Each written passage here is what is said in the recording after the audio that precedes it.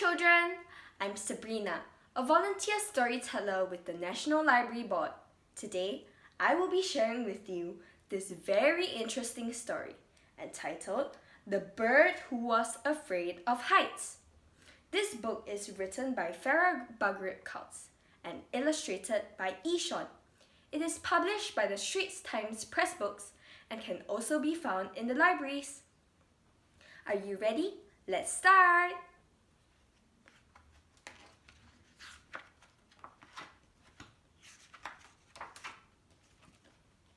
There's nothing unusual about being afraid of heights. High places are scary, you know. Lots of people are afraid of them. Unless you're Eddie. Do you know why? Because Eddie is a bird. How can a bird be afraid of high places? It has to fly. Eddie is a mynah bird.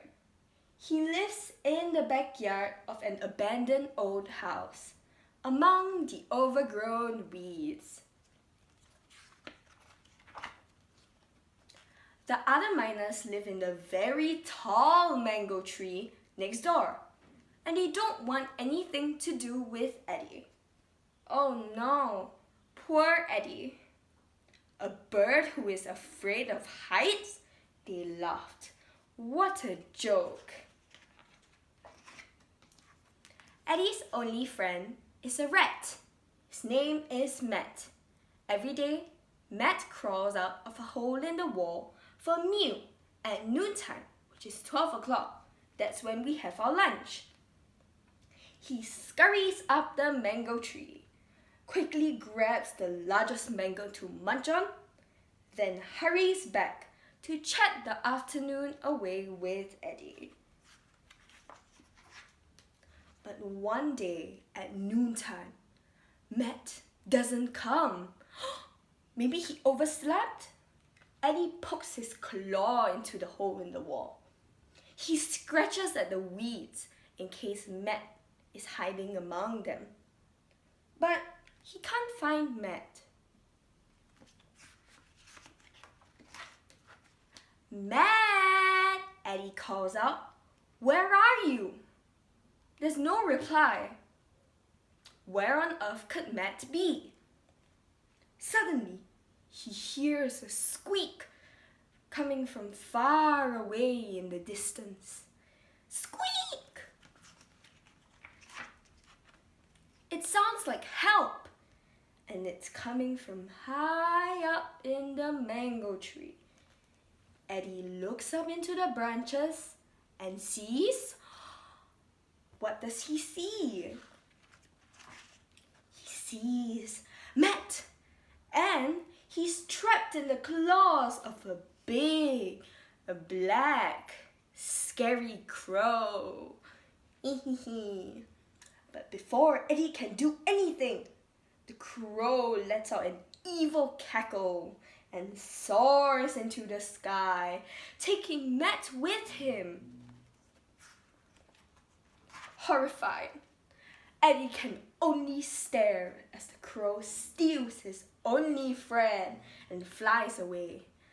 Oh, if only he could fly. Fly? You're asking Eddie to fly? No way, Eddie's scared of heights. He can't fly. Eddie is petrified, but he decides he must do what it takes to save his friend. He takes a deep breath. He focuses on the big blue sky, then shuts his eyes because it's too scary for him. Spreading his wings, he flaps with all his might. Everyone flap with Eddie until he feels his feet leave the ground and the wind rush beneath his wings. Eddie is flying. He's flying. He's really flying. Yay, go Eddie! Suddenly, he bumps into something hard and feathery, and it squawks loudly in surprise. Squawk! It's the crow! And it dropped Matt! Oh no! When he opened his eyes, Eddie gasped at all the empty space around him. And even worse, the empty space below. Eddie's falling. But that's when he hears a faint cry. Eddie, save me! It's Matt, plummeting towards the ground. Remember, Matt is a rat. He doesn't have wings, so he can't fly. Instantly, Eddie knows what he has to do. There's no time for hesitation. For the first time in his life, he feels brave. He feels like a bird. He can fly. I'm coming, Matt! Sweeping in, Eddie scoops Matt onto his back. And just in time, a second later, both Eddie and Matt tumble into the overgrown weeds of the old house. Scrambling to his feet, Matt gives Eddie a big hug. Eddie, thank you, you saved my life. The other miners chirp excitedly as they gather around Eddie and Matt, the heroes. Some pat Eddie on the back, while others clap their wings and cheer. Yippee! Hooray! Go Eddie! Nobody notices Matt wink at the crows sitting in the mango tree next door.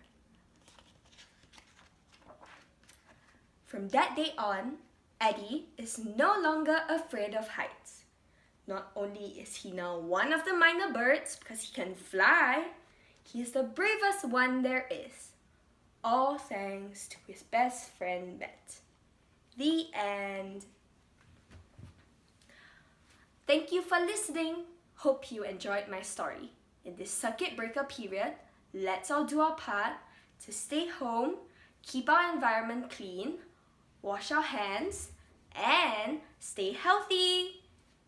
Take care and stay safe, everyone.